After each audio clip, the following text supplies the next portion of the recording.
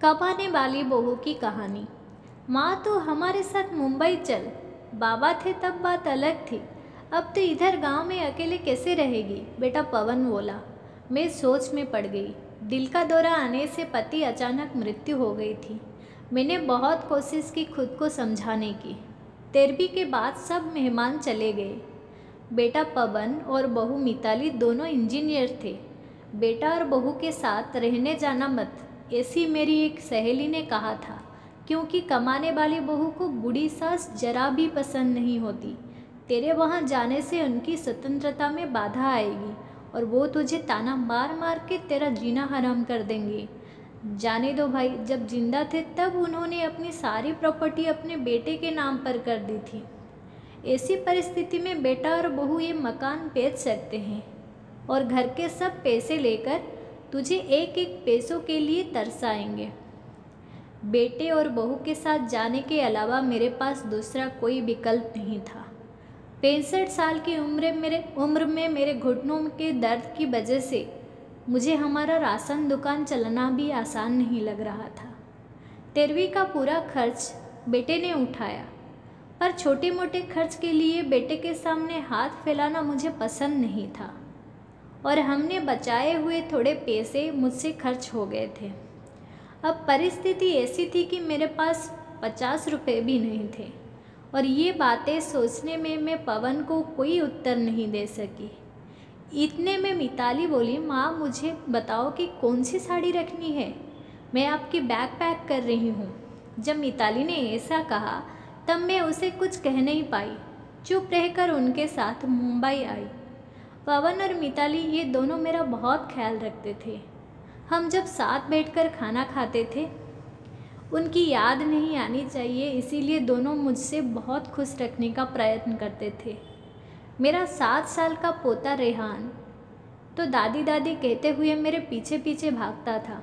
मैंने कौन सी भी चीज़ मंगाई कि वो मुझसे तुरंत ला कर देता था। ये सब देखकर मेरे मन को बहुत शांति मिलती थी। मैं सोचने लगी कि लोग बेवजह ही आजकल के लड़के और लड़कियों को बदनाम करते हैं और कहते हैं कि बूढ़े माँ बाप का सम्मान नहीं करते, उनकी देखभाल नहीं करते। खासकर बहू कमाने वाली होगी तो सास को ठोकरे पर रखेगी। लेकिन मैंने देखा कि ये सारी सिर्फ बातें थी। हर उंगली की तरह हर बहू सेम नहीं होती। आज सब ने बाहर घूमने का प्लान बनाया था। हम सब मॉल में गए। उधर घूमते घूमते पवन और मिताली एक दुकान में कुछ खरीदने के लिए रुके। मैं और रेहान थोड़े आगे गए। आइसक्रीम की दुकान देखते ही रेहान बोला, दादी मुझे आइसक्रीम खानी है।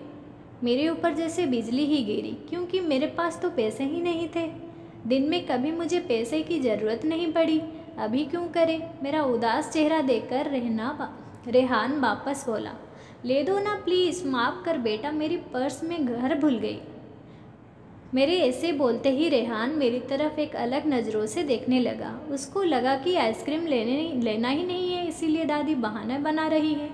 पर मैं क्या कर सकती थी, मुझे खुद ही शर्म आ रही थी। मैं कैसी दादी हूँ जो अपने पोते को आइसक्रीम भी नहीं खिला सकती।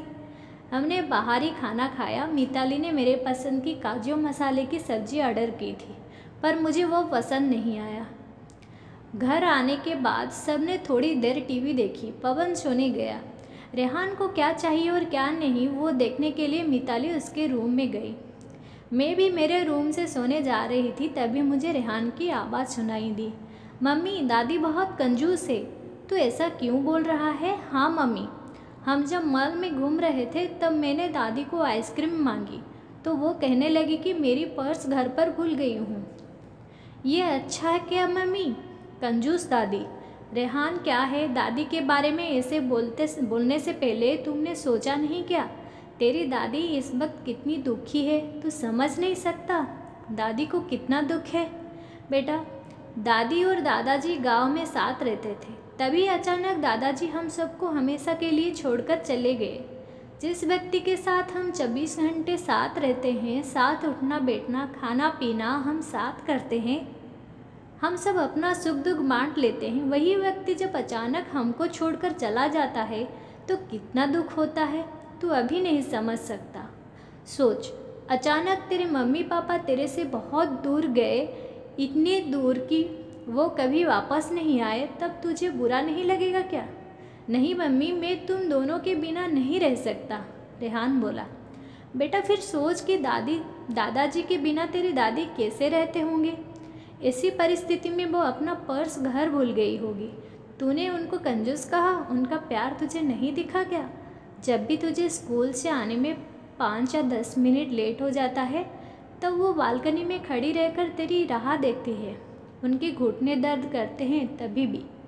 बेटा किसी के बारे में अपनी राय बनाने से पहले उस व्यक्ति के दृष्टिकोण से सोचना चाहिए। ये बातें सुनकर मुझे मेरी बहू पर बहुत अभिमान हुआ। उसकी जगह मैं रहती तो कदापि मैं मेरे लड़के को इतने अच्छे से समझा नहीं पाती। दूसरे दिन सुबह पवन ऑफिस गया और रेहान स्कूल मिताली ऑफिस में जाते जाते मेरे हाथ में कुछ पैसे देने लगे। ये क्या है बेटा, मुझे पैसों की क्या ज़रूरत है? मैं बोली। माँ, किसको कब पैसों की ज़रूरत पड़ जाए कह नहीं सकते।